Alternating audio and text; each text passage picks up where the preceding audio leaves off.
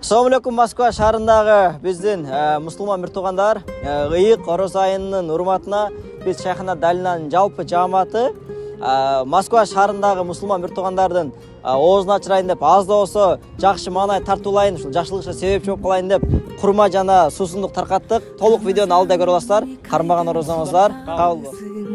Мусулманга хидаят сунганың чын, жараткандын берилген собунан калбайлы.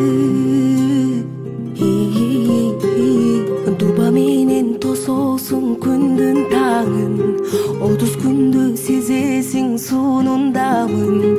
Акыретте унутпай орозо кармайлы чын.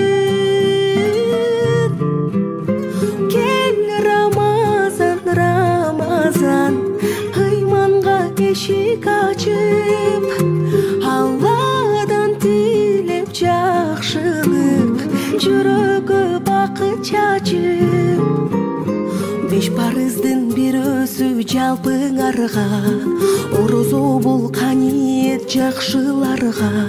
Кабыл болсун пенденин эңсеген тилеги. Ачкыла туугандар кезигишип, тарынычты капаны кечиришип, Рамазандын кадырын эң жакшы биле.